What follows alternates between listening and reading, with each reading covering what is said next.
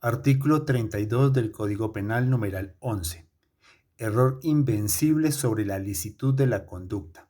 Si alguien comete un acto creyendo erróneamente que su conducta es legal y ese error es invencible, no será penalmente responsable. Si el error fuera vencible, se le podrá reducir la condena. La aplicación en la práctica es la siguiente. Se presenta específicamente en contextos legales complejos donde la interpretación es errónea pero razonable. Un error que lleva a la persona a creer que su conducta es legítima cuando en realidad no lo es. Un ejemplo práctico. Una persona que realiza una acción pensada como legal, pero en realidad está cometiendo un delito debido a un desconocimiento profundo de la ley. Puntualmente, una persona que cree que una propiedad en disputa le pertenece y actúa en buena fe. El error invencible se refiere a una falta de conocimiento que razonablemente la persona no podría haber superado, incluso con una diligencia normal. Es decir, el individuo actúa bajo una creencia de licitud debido a un error que no podría haber evitado o corregido. Esto se diferencia del error vencible, que es superable, y en cuyo caso la persona podría ser penalizada, aunque con una reducción de la pena.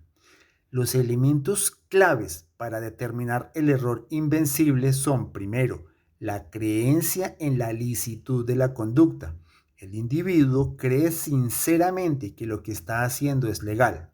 Segundo, imposibilidad razonable de corregir el error. El error no pudo ser evitado o superado incluso con un comportamiento diligente. Tercero, exclusión o reducción de la pena. Si el error es invencible, se excluye la responsabilidad. Si es vencible, la pena se reduce. Unos ejemplos para ilustrar. El ejemplo 1. Una actuación con base a una asesoría legal errónea. Un ciudadano acude a un abogado para confirmar que un terreno es de su propiedad y recibe la aprobación del abogado para tomar posesión del mismo. Si luego se determina que el terreno pertenecía a otra persona, el ciudadano podría alegar que actuó bajo un error invencible, confiaba en la asesoría de un profesional quien le aseguró que su acción era legítima. En este caso, la falta de conocimiento sobre la titularidad no es culpa del ciudadano, ya que actuó bajo una presunción legítima basada en una fuente confiable. Otro caso, interpretación errónea de una ley ambigua.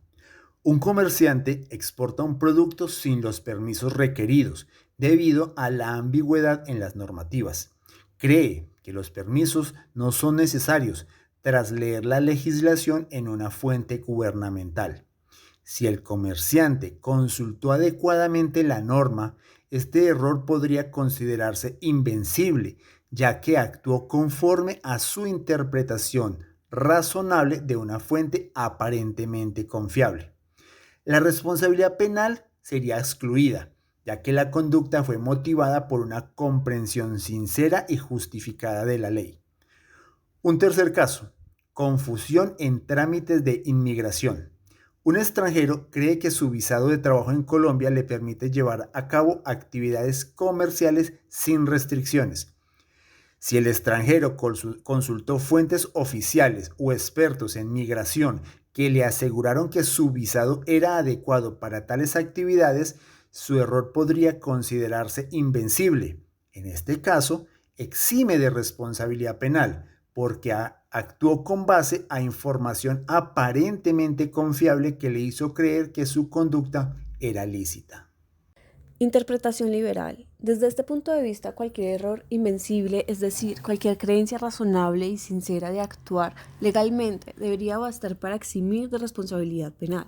Este enfoque favorece al acusado, sosteniendo que las personas no deben ser castigadas por ignorar leyes que razonablemente podrían haber considerado innecesarias de conocer debido a su complejidad o especialización. Ejemplo, un turista que lleva consigo productos prohibidos en el país de destino sin saber que viola las leyes locales porque en su país de origen no se considera ilícitos. Interpretación restrictiva. Bajo esta interpretación solo se considera error invencible si el agente agotó todas las opciones razonables para conocer la licitud de su conducta. Esto implica que el error no se excusa fácilmente y que las personas tienen el deber de investigar más a fondo en temas que afectan su entorno o comunidad. Ejemplo, un contratista que inicia una obra sin consultar el plan de urbanismo vigente podría no acogerse al error invencible si las normativas eran fácilmente accesibles y su consulta es una práctica común en su actividad. Interpretación intermedia. Esta interpretación permite la exclusión de responsabilidad si el error es efectivamente invencible, pero examina en detalle si existieron oportunidades para que el acusado pudiera haber tenido conocimiento de la antijuricidad. Si el individuo actuó de buena fe y en base a información aparentemente confiable, se eximiría de responsabilidad, pero solo en casos donde se esperaría una investigación exhaustiva. Ejemplo, un médico extranjero que ejerce en Colombia bajo la creencia de que su licencia es válida y no sabe que necesita homologación. Solo se estaría exento si consultó a las autoridades locales y recibió información errónea de manera razonable. Protección de la buena fe. Este numeral busca proteger a las personas que actúan de buena fe confiando en una creencia sincera de que su conducta es lícita. Exigencia de diligencia.